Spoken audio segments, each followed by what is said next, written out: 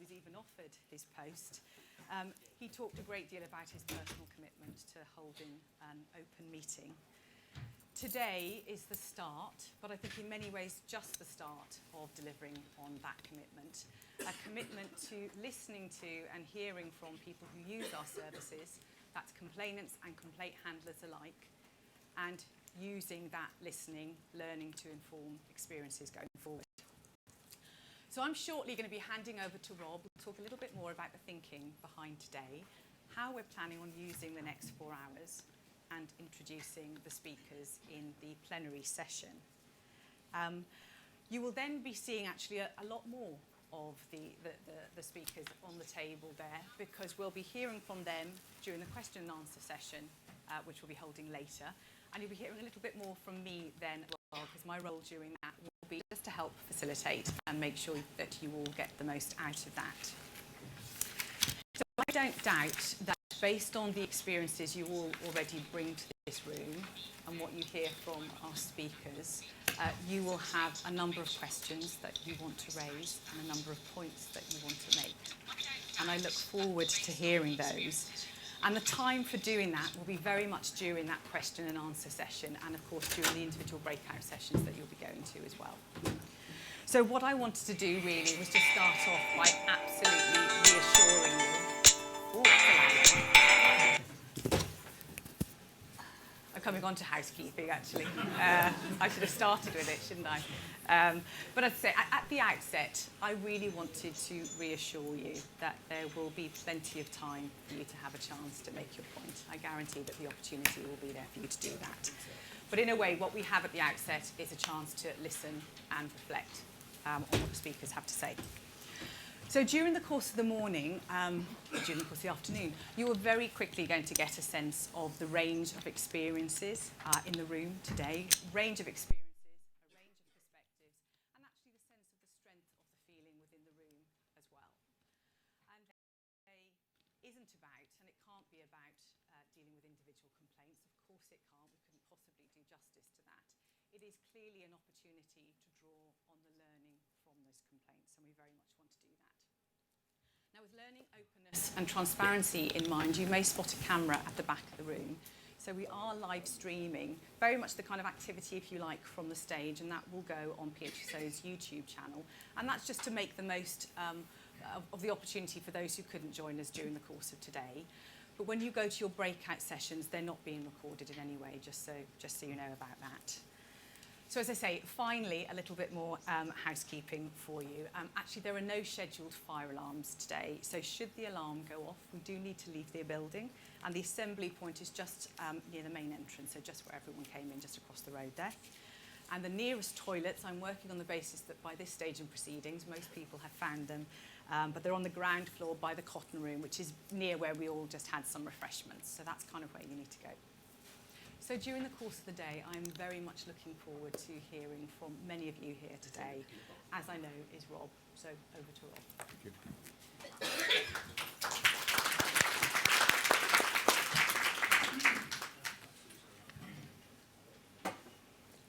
Thank you very much. I'm delighted to welcome you warmly to the fine city of Manchester, my hometown, to this significant gathering which brings together a unique set of people. Service users, complaint handlers from the NHS and government departments, bodies, regulators across the public service, and colleagues from PHSO in London and Manchester. As Elizabeth said, this is our first ever open meeting, and we're not quite sure how it will go, but that's the excitement and the value of it.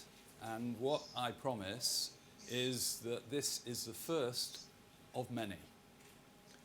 And they will be in different locations because I respect the fact that people have spent time and money and had difficulty getting here today. So I do understand that, and the next one won't be in Manchester, and it'll be before the end of the financial year.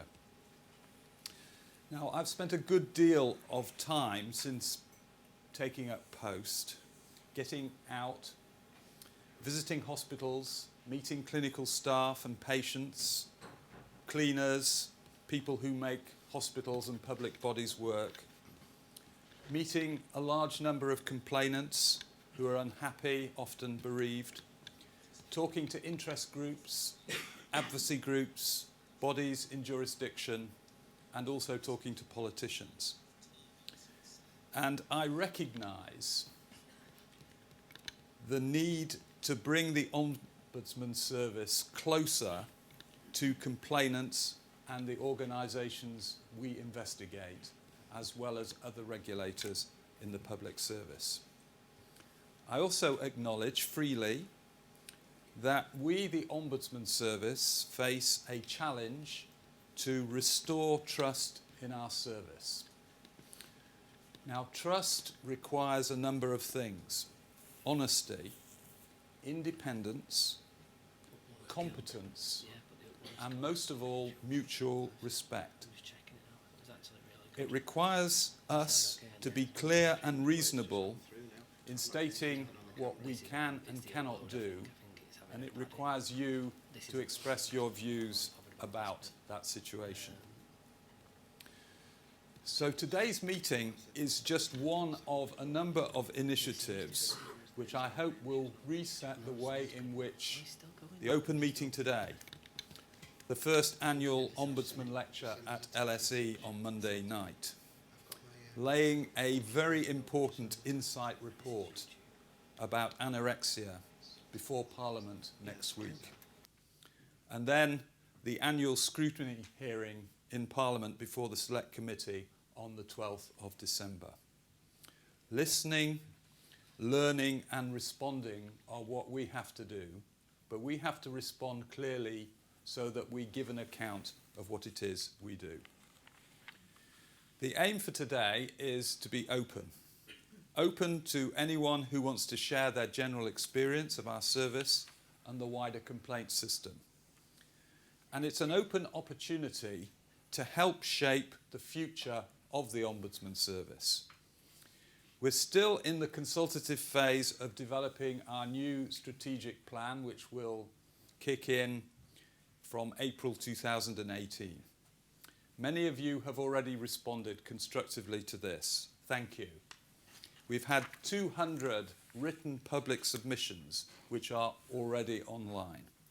And I hope that today will play a contribution in helping us get this right.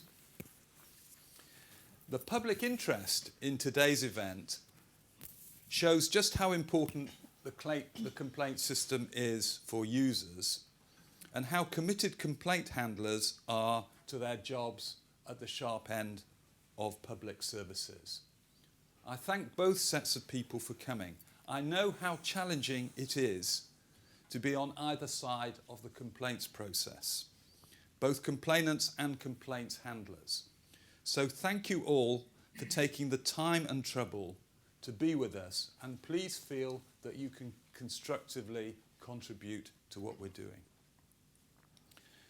Now, before I introduce our guests, I want to say something briefly about our future strategy and values.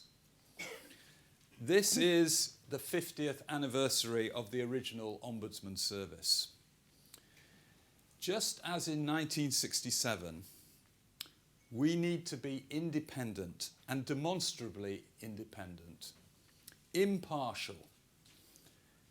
We need to be the Ombudsman of last resort, but we also need to be an accessible service that can achieve justice for citizens when public services fail. This means, and this is contentious, but that's why we're here, independent review by the Ombudsman, the possibility of review where the investigation falls below standards, but not so-called external independent review unless it is judicial review. If we went down that line, we would be abrogating our responsibility to be the Ombudsman of last resort, and we would not be giving a proper account to Parliament. Now, the world around us has changed since we were established, and we have to change with it or we will die. We have to be trusted and effective to the 30,000 complainants whose cases we review on an annual basis. And that is a challenge for all ombudsman services. And I think PHSO has been too ambitious in the past in saying it's going to take on more complaints without having the resources to be able to do that. So in navigating towards the future, we have to get back to our roots and our core purposes and focus on the core role, which is to resolve complaints and through learning from those complaints, help you make public services better. The most essential but challenging part of our role is to bring swifter, more consistent closure to complaints. And we have not done that as effectively as we should have done. And it will be even more difficult now that we're implementing public spending cuts of 25% over the coming period, which means a reduction in frontline staff as well as a relocation to the beautiful city of Manchester for our operations. But let's be clear, the complaint belongs to the complainant, and we have to do more to reassure you that it is your complaint. But I also want to be clear that the judgment about the complaint, as long as it is evidence-based, belongs to the Ombudsman. And that's what the law requires us to do, and that's the account that we have to give to Parliament. Now, in getting there, there are a number of things that we have to do. First of all, we have to invest as never before in our complaint handlers as far as developing their professional skills are concerned. And what is going on now, even in this hotel today, in another room, is part of the process of giving the skills that our complaint handlers need to make sure they can deal with complex issues. So, without going into the detail of the training, we are dealing with issues like scoping investigations, identifying and managing risks, investigative skills, and critically, dealing with people who've experienced bereavement and trauma in a way which is competent and gives trust. So we have to beef up our investigative capacity. We have to communicate and conduct ourselves in a way that is fair and empathetic, accessible, and critically transparent and open.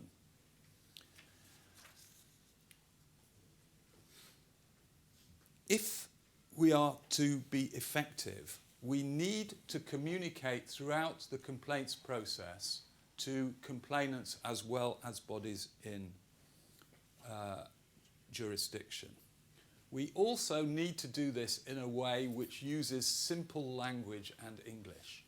Now, I have to confess to you that coming into PHSO and reading some of the published reports, you couldn't have understood what they meant unless you had a dictionary with you to cut through the jargon.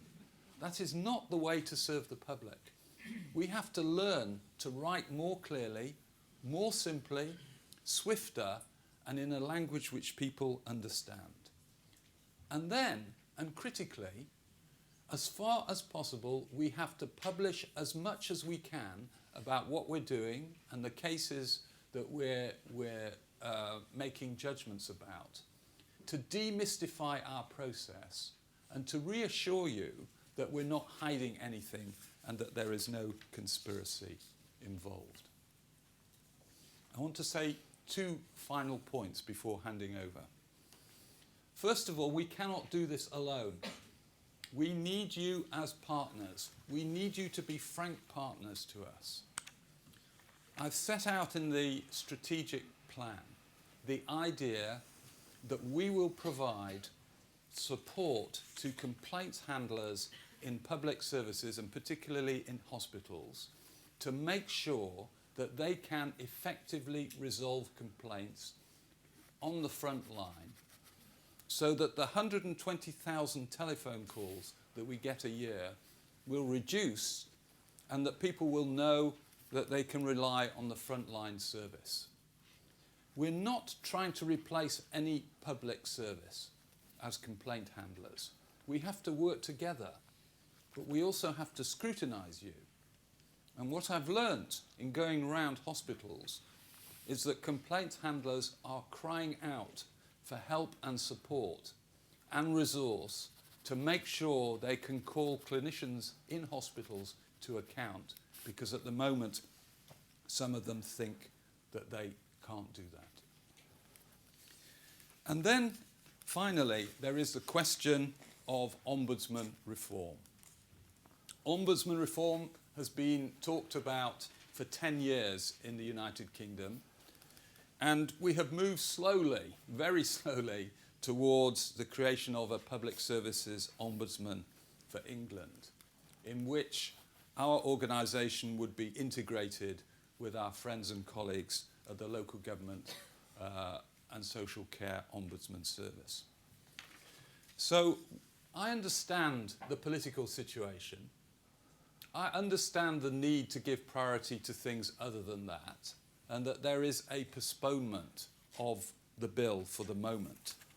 But we will continue to argue for this bill without stopping the convergence that is necessary with the local government ombudsman to make sure we are effective. And let us be clear, we are not content with the draft bill as it currently stands, critically because it doesn't give us, or the future body, the powers that it needs to be effective, and which all my sister organisations inside the United Kingdom and also in Europe have. The power of own initiative or own investigations, so that we can look at cases where people feel that they will be victimised if they think that they make a complaint, so they don't make a complaint.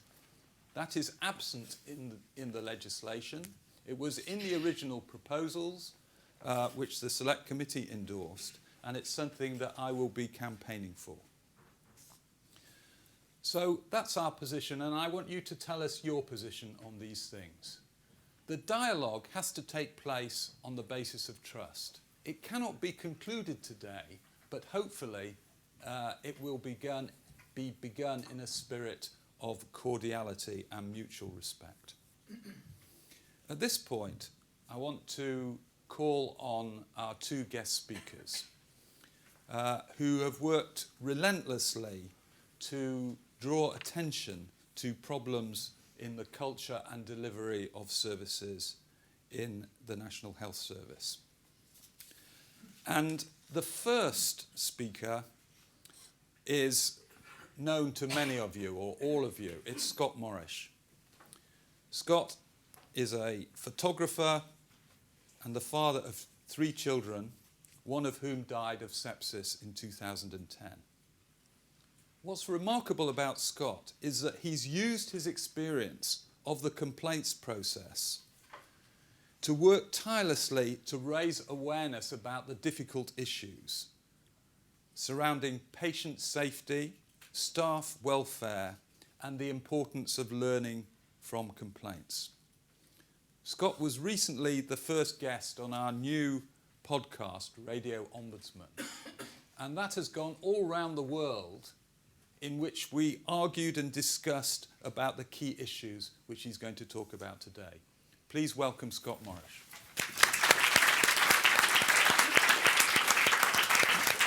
Thank you.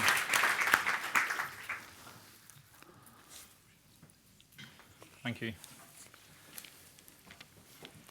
On the 23rd of December 2010, at 1:30 a.m, I sent an email to my parents reading, "Just so you know, Sam is in Torbay Hospital. He has pneumonia, one lung is full of gunk. He's on drips and gas and is stable now. They monitor breathing, pulse, temperature, etc. all the time, so they'll know if he's getting better or worse. So far, he is stabilised. Sue is staying there too. They'll be there for a few days. Speak tomorrow." I had just driven home from the hospital, sent the email, and then fell into bed exhausted and anxious. It didn't really feel like sleep, but I know when the phone rang, it woke me up. Sue thought I should come back to hospital. A rash had suddenly appeared.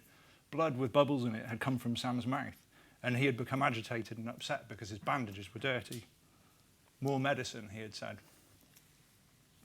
I hurried back to Sam and arrived in time to carry him from his bed in the HDU to have a cuddle with Sue. He'd calmed down before I arrived, but looked small, exhausted, pale, and so far away. There was conversation around us. I watched Sam closely because that was all I could do. His eyes rolled backwards. I asked a nurse what was happening. Sue and I were moved behind green curtains as people appeared and surrounded Sam. A nurse looked after us, reassuring, calm, kind. At some point, the consultant that had seen Sam earlier reappeared and explained that Sam was fighting as hard as he could and that his team were doing everything they could to help him. Then Sam's heart stopped. They managed to restart it, but not for long. When it stopped again, this time it was forever. I knelt beside Sam, I kissed his warm head and was shocked by the ice cold of his hand. I cried that I loved him and that I was sorry. My love had not been enough to keep him safe. Sorry couldn't fix anything, but there were no other words and there was no air, just a flood of tears and a searing sense of loss and love and sorrow. 4 hours after emailing my parents, I had to wake them with the worst of all phone calls. Sam has died. And then? Well, then I had to go home and wait for Ben to wake up and try to find the words to tell him that Sam, his funny, sparkling, much-loved little brother, had died last night.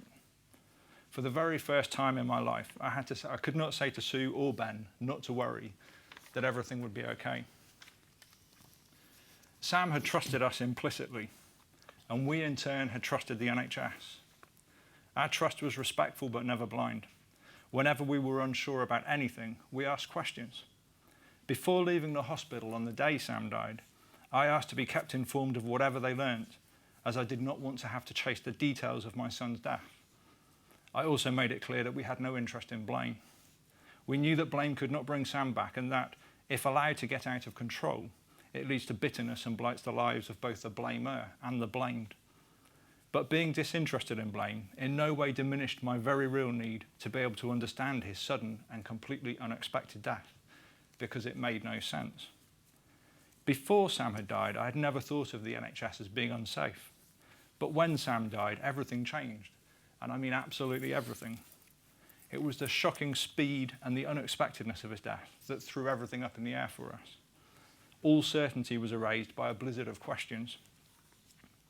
A doctor had sent Sam home with cough medicine, yet within 12 hours he was dead. How was this possible? What could have caused it? Had we, or the GPs, or NHS Direct missed something? Could anything have saved him? What would happen if Ben needed to see a doctor, or worse, had to go to hospital? Would he live? Although obviously deep in shock and the early stages of grief, we continue to place our trust in the NHS, but now it was in the form of our questions. They were the professionals, the healthcare experts. Where else could we have turned? We waited endlessly, it seemed, for investigations that we were consistently assured were taking place, despite the notable lack of evidence and corresponding inability to answer many of my rapidly growing list of questions. And so began a long, bleak, torturous, and very, very lonely journey. Ollie, the little brother Sam never met, likes me to read Oh, the Places You'll Go, in which the author describes the waiting place, which is, he says, most useless. But it can be far worse than useless. Waiting sounds dull, boring, benign, but I was not simply waiting for, in Dr. Seuss's words, a bus to come or a plane to go, or the mail to come or the rain to go, or the phone to ring or snow to snow, or waiting around for a yes or a no. I was actively and at times desperately clamouring for answers to questions about how and why my son had died. It was terrifying. I was searching for a foundation on which to rebuild my ability to trust that the NHS was in fact safe, but instead, indefinitely it seemed, was left waiting. There was no sense of urgency. There was very little feedback. Generally, unless I initiated it, there was no communication at all, just the longest and loudest of silences, all of which heightened our anxiety and generated more questions. Had they forgotten that Sam died? Did nobody care? Meanwhile, the MP's expenses scandal was rumbling on. Mid-staff's inquiry was underway. The depraved behaviour of journalists tapping into the phone of Millie Dowler was being exposed. And then there was the Leveson inquiry looking at the relationships between press and, in turn, public, politicians and the police. Everything that we needed to be able to trust suddenly seemed wholly untrustworthy. I was terrified of the press, not just for my family, but also for all of the people that I know had tried to save Sam. I was afraid that the media would embark upon a witch hunt and reduce Sam's death to headlines of blame and shame. All the while I knew that my local NHS was not being open or honest with me. And as a result, I lost confidence in everyone that we depended upon for healthcare. It was harrowing. No one who seemed willing to do anything about it proved able. And no one who should have been able proved willing. I became increasingly isolated from just about everything and everyone. In the end, assurances that Sam had simply been unlucky and that nothing else could have been done to save him proved to be all the NHS could manage. However unpalatable it may sound, it felt as if psychologically the NHS would rather crucify me than confront the possibility of its own contribution to Sam's death. Honesty, openness, evidence, insight, understanding, it transpired, was too much to hope for. And so my list of unanswered questions grew longer. Yet we were told it was time to move on. So piece by piece, my trust was dismantled. Now, by definition, to trust is to take risk. If there's no risk, there's no need for trust. But trust is not a given, and nor can it be demanded or willed. The NHS knows that, like any other organisation, it could not function without trust. It's needed within teams, between departments, between organisations, and, of course, crucially, between patients and staff. This, I assume, is why the NHS spends so much time and effort trying to reassure us, presumably hoping to preserve and project the impression of trustworthiness. But an impression of trustworthiness, in the form of soundbite apologies and threadbare claims of lessons learned, is simply not enough anymore. To be credible, we expect an evidence base to underpin those assurances. And when there isn't one, trust is further eroded. The failures that led to Sam's death shook my ability to trust and stretched it and me to breaking point. But it was the failure to investigate or answer questions after Sam died that really shattered my ability to trust. How can you trust people who should but refuse to answer questions about your child's death in their care? I grew to feel that our trust was misplaced before Sam died, taken for granted afterwards, and later abused. The need for trustworthiness, especially in safety-critical contexts like healthcare, is one of the reasons accountability matters so much, is one of the reasons that an absence of meaningful and effective accountability is so worrying. It's not a question of revenge, vendetta, or retribution. Of course, gross negligence, recklessness, malicious behaviour, and criminal activity should be punished, and rightly so. That's an integral and essential part of good, responsible governance. But getting accountability wrong, for example by punishing mistakes, generates fear and makes openness, honesty, and the ability to learn from mistakes difficult at best and impossible at worst. Willful blindness and conspiracies of silence are on the other end of the spectrum, but they're just as bad. None of this is compatible with safety, and the combined effects of them all are toxic. Welcome to the world I unexpectedly crashed into when Sam died. Getting accountability right is a question of serving everybody's best interests, fairly and justly, whether patients, staff, or even complaints handlers. I don't think we have that yet, either in the NHS or the PHSO, and I think we all suffer as a result. But it does not have to be like this. We all make mistakes, so we must all, therefore, feel free and be expected to draw attention to mistakes when we make or see them, not to deny or try to hide them, and cover-ups should never be tolerated. We must also expect and be expected to learn from them and strive to improve and to be held accountable if we prove unable or unwilling to do so. Otherwise, other people's safety is compromised and reduced to little more than an illusion.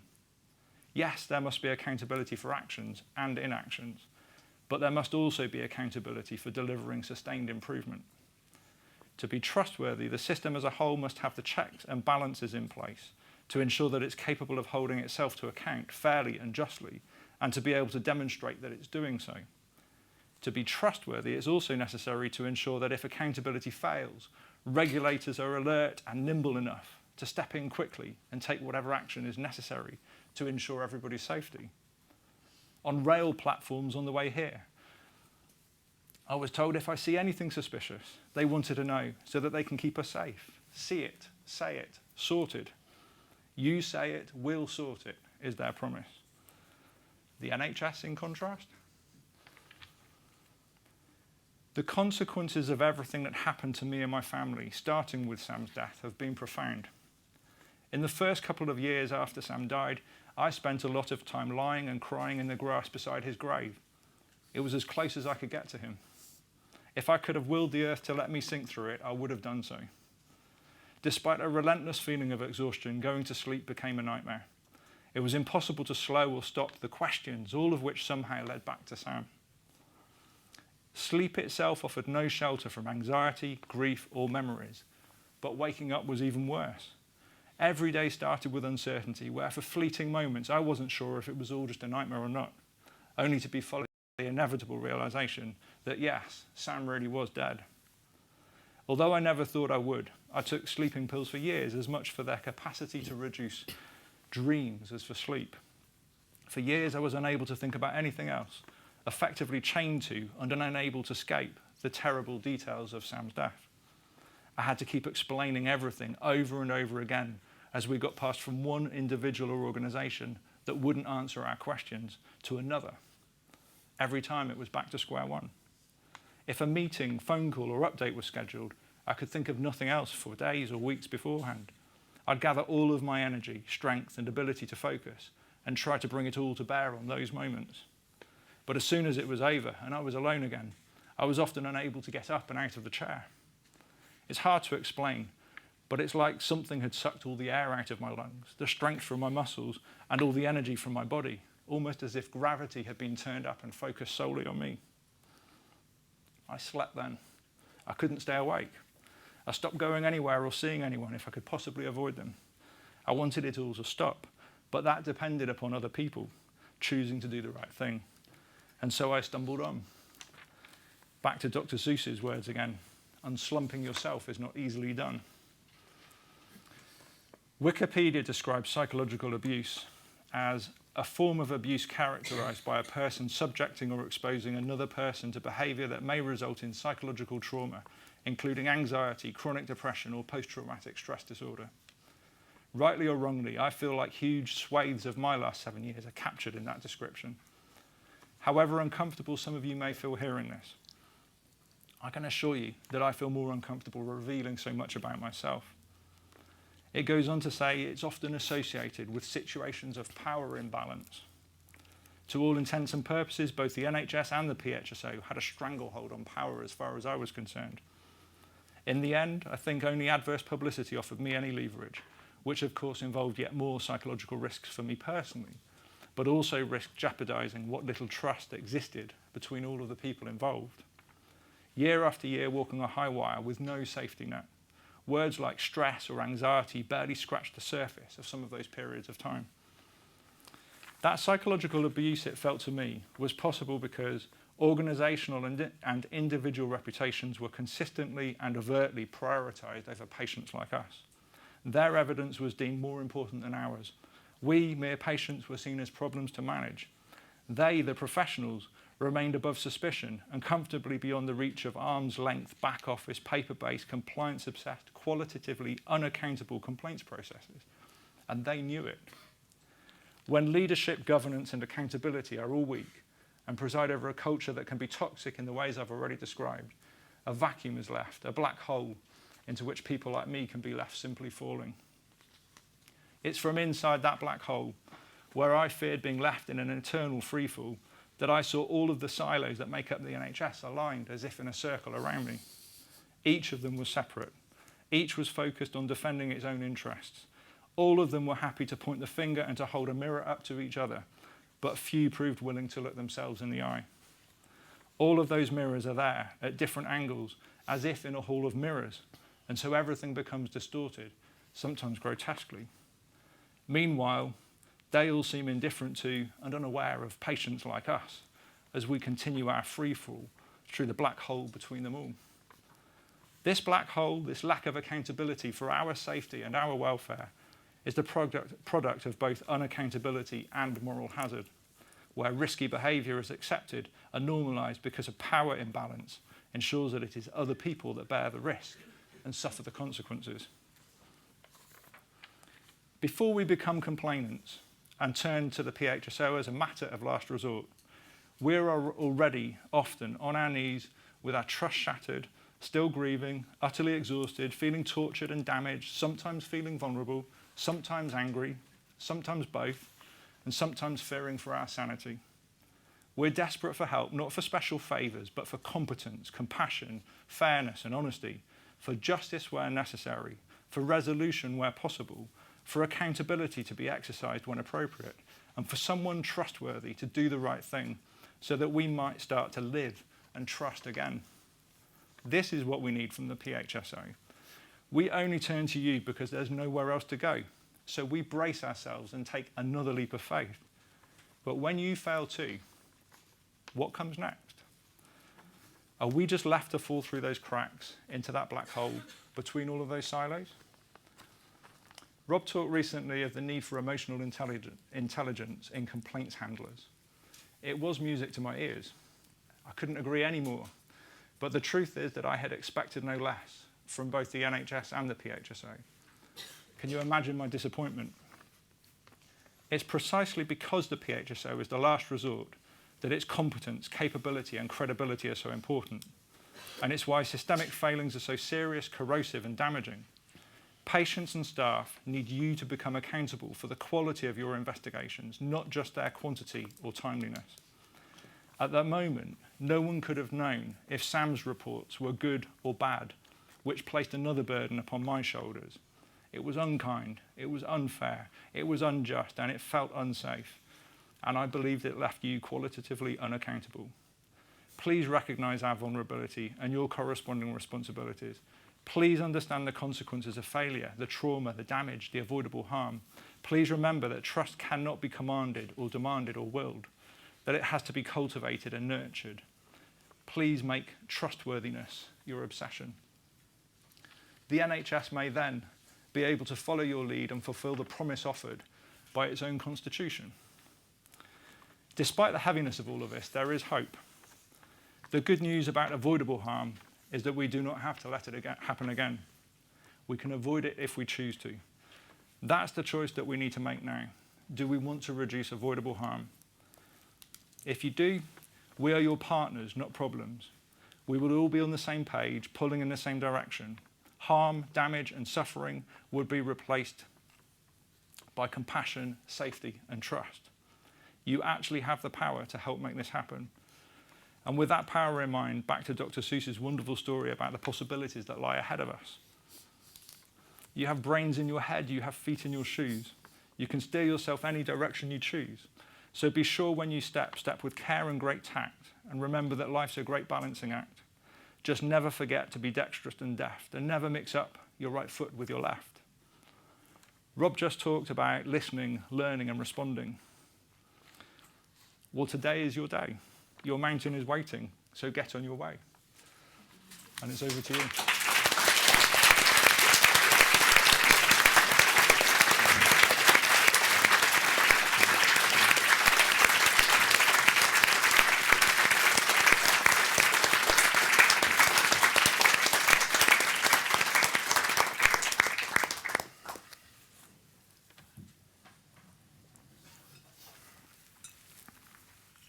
Thank you, Scott.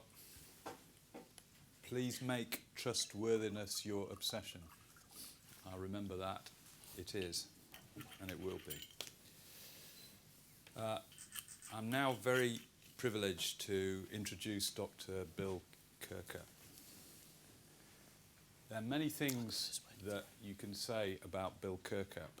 The most important thing is that he is a remarkable public servant of great integrity and humility and skill.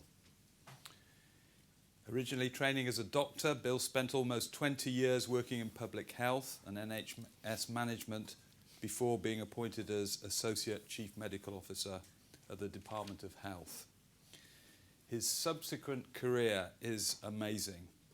He has led a plethora of high-profile independent investigations, which he will tell you about.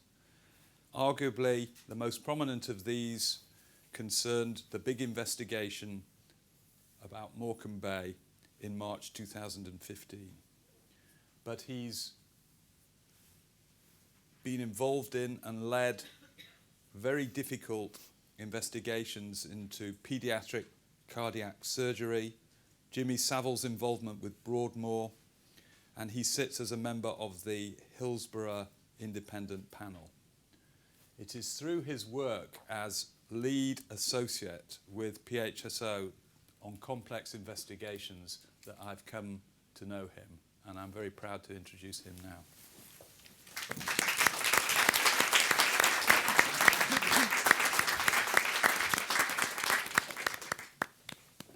Thanks. Thank you very much. I now have the impossible job of following what Scott said, but I'll do my best, but please forgive me if I change the tone slightly, because there is no way that I could continue on the same lines. These are reflections from, if you like, the other side of the equation, reflections from an investigator. I should have said health investigator there, because all of my experience has been in health. I first worked as a nurse, actually, in 1968, which seems a heck of a long time ago, and I've worked in various positions with the health service since then. So, learning from experience, the light of experience, all sounds very positive. But I do want to start off with a warning. It isn't necessarily that easy. And quite a long time ago, this chap, Coleridge, said that the light of experience is a lantern on the stern, which shines only on the waves behind us. He said if we could learn from history what lessons it might teach us, but passion and party blind our eyes, and the light which experience gives us is a lantern on the stern, which shines only on the waves behind us. Now that can't be true. If it is, we can all pack up and go home. But helpfully, Coleridge gives us the reasons why he thinks that is, passion and party. I don't think we'd use the same words today. I think when he says passion, he means emotion.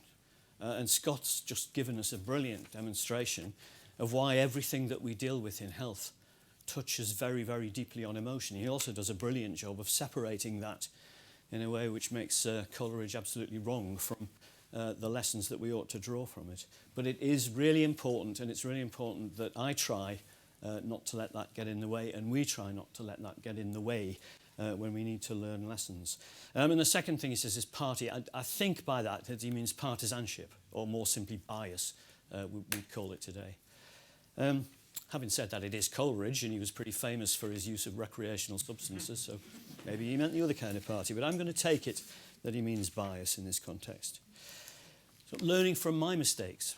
Now, over the past 7 years, I've been in the position of talking to other people about learning from their mistakes, so the boot's really on the other foot here. This is me saying, we all make mistakes, and I need to learn from mine, and these are some of the things that I hope that I have learned along the way. I'm very conscious that you out there are very entitled to say, actually, you've learned nothing. But these are the lessons that I have tried to learn as I've gone along the way. So plenty of previous opportunities, actually, starting from before I gave up the day job, going back to probably Mrs. Skeet, who died in Leeds in 2000. Mrs. Skeet actually deserves to be better remembered than she is now, because she was the person who prompted some pretty big changes in the NHS in the year 2000 and 2001, because she died failing to get an operation because her operation was cancelled 4 times, and she had esophageal cancer, which she then died of. And the reason her operation was cancelled 4 times because there were no intensive care beds. And my brief, put simply, was to find out who'd messed up and sack them. Actually, that was the gist of it. The health secretary at the time was Alan Milburn, so you can probably fill in the blanks for yourselves. But the gist of it was that, and I had the job of going back and saying, actually, nobody has. They're really doing their best with the resources that they've got. And this was one product of it. an investigation about an ambulance service transfer by helicopter, which was almost the complete opposite. Because almost the brief on that one was, look, we know that these people were doing their best, but something went wrong. So, you have to explain how they were doing their best. And in fact, what had gone wrong is the chief executive had a personal feud with the person who provided the ambulance service, which got in the way to the point that the lady wasn't transferred for hours and hours. Her family actually arrived at the destination about 2 hours before the helicopter did. So it was almost the complete reverse. CJD contamination in Middlesbrough. We're back to mode 1 here because the press statement that came out after this incident happened, this was where about 100 people read in their papers and heard on their breakfast television programme that if they'd had neurosurgery done in Middlesbrough, they might have contracted CJD. That was the first knowledge they had of this. And the expectation there was that the guidelines had clearly not been followed. But unfortunately they had been, which tells you something about the complexity of these things and how things can go wrong for reasons other than the ones that seem to be the blindingly obvious ones. Children's heart surgery in Oxford, a unit that felt under threat and responded to that by trying to expand itself, trying to turn itself into a bigger unit so that it would be safer, but you create real hazards for incoming surgeons who aren't used to the system and they failed to take proper precautions, and 4 children unfortunately died as a result. Hillsborough Independent Panel has actually wound up now, but it was the part of the process that led to the new inquests happening a couple of years ago and the verdict of unlawful killing. My first real stark lesson in what lengths organisations can go to try and protect themselves, to the extent that police services, broadly speaking, created a completely different picture as to what had happened, which was it was to do with drunken people arriving late and behaving like hooligans. It absolutely wasn't anything to do with any of those things. I should explain, I'm not saying that people didn't do all of those things, they certainly did, but that wasn't the cause of what happened. And they went to the lengths of driving up and down the Snake Pass and the M62 looking for cans that had been discarded on the route. They went to the lengths of taking blood samples from everybody who turned up as walking injured at the Hallamshire Hospital, even though they had no indication to have a blood sample taken at all, just so they could measure the alcohol. The lengths that organisations go to. Jimmy Savile, Broadmoor in the Department of Health. You know the story about Jimmy Savile now. It's very, very familiar stuff. But buried in amongst all of that is how on earth could somebody at the Department of Health, several people at the Department of Health, have thought that it was a good idea to make a disc jockey and marathon runner the chief executive of the hospital, which he was in effect, not quite by title. And finally in this list, the Morecambe Bay investigation, which reported in 2015. I'm not going to link anything that I say now to any specific investigation. If you want to ask about that later, if there's an opportunity, I'm very happy to do that. But I'm going to talk about general messages now that I have picked up and tried to put into effect, and they're not easy. And I'm glad that I've absolutely started with trust as number 1 on this list, because I completely agree. It's the start and finish of everything. Very difficult to achieve. As Scott has absolutely pointed out, we often come into these things as the last link in a huge long chain where people have been let down at every stage. And the first thing that you very often have to say to people is, why on earth would you trust me? Everybody else who you've come across has let you down. Why would you trust me? Perhaps recognising it is the very first step. There's an awful lot more to it. It's also very easy to lose, because people expect things to happen in a particular way. People expect that will be underpinned by a shared set of values. It's very easy for something to happen, somebody to come along, and you lose the whole thing. You're right back to square one because you get wrong-footed. And if you do that, if you thought it was hard to gain trust in the first place, it's absolutely impossible to regain it at that point, I think.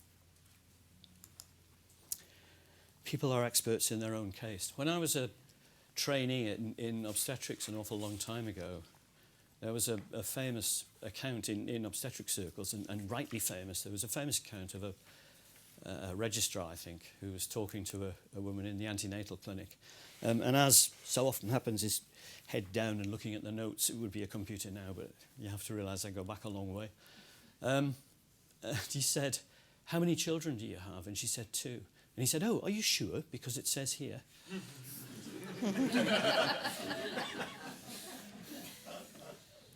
People are experts in their own case because in many cases they've done nothing other than think about it for years and years.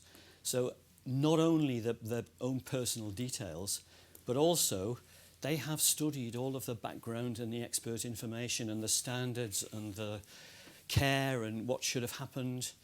And you have to understand that and deal with them on that basis. You know, if you come along and present yourself as the expert who knows more than they do, you'll find out very soon that isn't true. And that takes you right back to number 1, because you've lost trust at that point. Organisations put reputation first. Hillsborough was the biggest demonstration of that to me, but I have found it to be the case in just about every organisation that I have ever dealt with in the course of an investigation. And I have to say there's a mirror here. You have to turn that back on yourselves, because almost undoubtedly PHSO does it too. So the Department of Health, so does the Health Care Quality Commission. You know, we all have this tendency as organisations to put our reputation first. The first thing we think of is, oh, something's gone wrong. How do we limit the damage? What will people think about this? And it puts a huge influence on everything that you do from that stage if you're seeing it through the lens of organisational reputation management, they call it. This is tricky. I'm going to start from the position that very, very few, not all, but very, very few clinicians go to work thinking, I don't really mind what happens if I make a mistake. We're all motivated by wanting to help people get better. And we're all brought up in an apprenticeship system which basically says to you, you don't make mistakes. It's drilled into you at almost every stage. This isn't classroom teaching. If you go in a classroom, they won't say that. But it's how you see the people you're apprenticed to, the people whose model you are following, behave. And it has a very powerful effect on you, because when something does go wrong, you're then in a massive position of cognitive dissonance. You've got a huge conflict here. Something's gone wrong, but nothing must go wrong. I must not have allowed anything to go wrong. And the reason I'm talking about this is because if you don't understand that, it's quite hard to interpret some of the reactions that happen afterwards. Because what people do will first of all look for a reason to deny that there's anything happened. And that's one very powerful reason why investigations don't happen. Because they find ways to sideline it and say, actually, nothing went wrong. Secondly, they'll say, okay, something went wrong, but it didn't make a difference. You know, the patient was going to die anyway, or they were terribly ill, and so, you know, who knows what would have happened after that. All mechanisms for dealing with this cognitive dissonance. That's reinforced by fear of blame, which in many cases is justified, because all too often the response to these things, which clinicians are aware of and see, is disciplinary cases, suspensions and disciplinary investigations, which is not appropriate for error, clinical error. Clinical error is a fact of life. It is very appropriate where there are concealment and cover-up and people lying about the evidence, absolutely.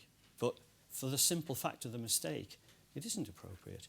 But people often see that that's the way that they're treated. And the message, I'm afraid, subliminally or sometimes not subliminally, is don't get caught out if you make a mistake. And you have to understand that some of the responses that happen very early on in these things is absolutely shaped by that. That means that you have to be sceptical about the information that you're getting about early stages in investigations. You have to think, well, maybe they would say that, but I want to challenge that. I want to say, well, why would you say that? Right, moving to the other end of the investigative process, I think, and speeding up a little. When you get to the stage where you're producing conclusions and findings and maybe even recommendations, you do, in almost every investigation I've been involved with, have to go through this stage of fact-checking. You have to feed back to the individuals whose evidence you have taken and say, this is what we're saying. You need to be able to comment on that. What it is not, though, is opinion checking. What nearly everybody does is say, well, you've got that wrong. You've misinterpreted that. And it's very easy to get diverted off into, you know, oh, well, OK, we'll have to change what we said, or, oh, well, perhaps they've got a point there. You're not there to check opinions at that stage. You have to stick rigidly to checking facts. Otherwise, you can get derailed, and investigations can end up taking a heck of a lot longer than they would have done otherwise. I could mention the word Chilcot at this stage, actually, but that's probably in bad taste. I shan't. Lawyers have different aims.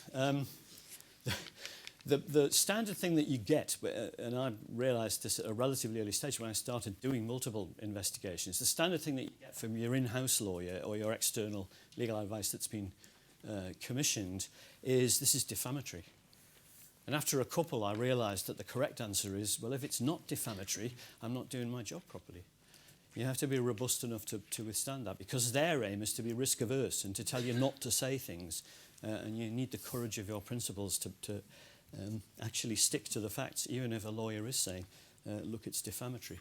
On the other hand, lawyers that are acting for organisations, and we often have them in droves at great expense, acting for organisations who are involved in investigations, will take the opposite line. They will try and say to you at every stage that this is wrong and you can't say that, and you must withdraw that, and we'll challenge that.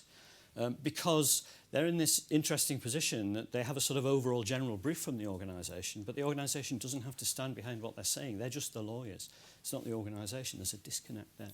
So they will challenge you on all sorts of things that the organisation itself doesn't do, which again can put a huge spoke in your wheel at quite a late stage. Findings alone are never enough. Scott absolutely touched on this, and Rob's touched on this as well.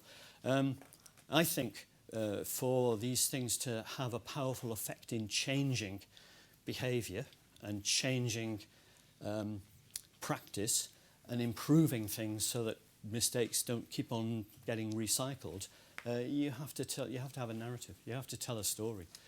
You have to explain what's happened in a way that isn't just a cold series of facts. It actually says, look, this is what happened, this is what went wrong, this is why, this is what we could do about it. And that's as important as doing all the rest of it. Just producing a list of findings isn't enough. This is a difficult one. You're independent. That means you're not going to agree with everything that a complainant thinks is correct. Most of the time, you can explain and you can agree to differ. You can say, look, this is why. The evidence supports this, doesn't support that.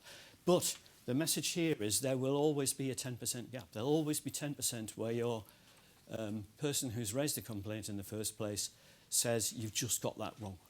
You don't understand. You've got it wrong.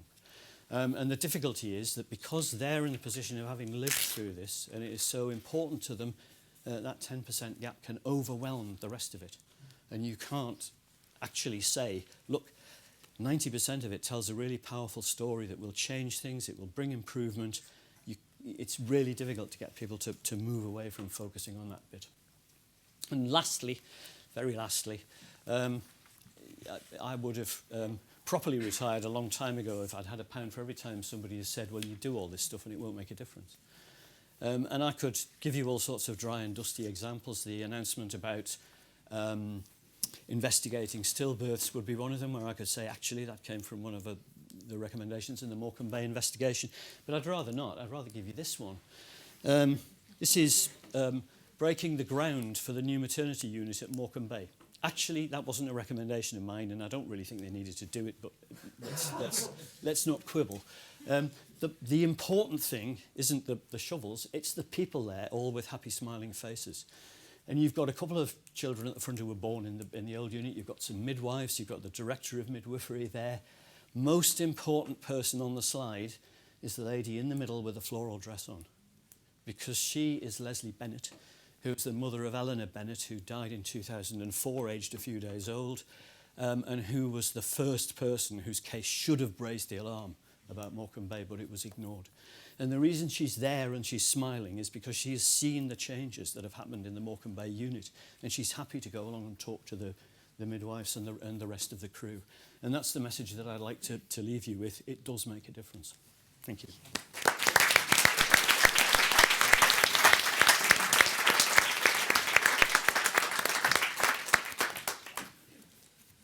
Okay, thank you very much, Bill. There'll be an opportunity to ask questions of those brilliant presentations later on. We're now going to move into the breakout sessions. And please attend the breakout session that you signed up to, because we have organised the rooms according to demand. So if you don't do that, we'll be in some difficulty. Getting to the rooms is a challenge, so you'll be escorted to the breakout rooms by some of my colleagues, led by Maria at the front here. And there are 3 sessions. For complaints handlers and managers, that'll be in the cotton room, where we had lunch earlier. For complainants, that will be in conference room 7. And for regulators and other system watchers, that'll be held in the conference room. We're running slightly behind time, but we will manage this appropriately so you have an opportunity. Thank you very much.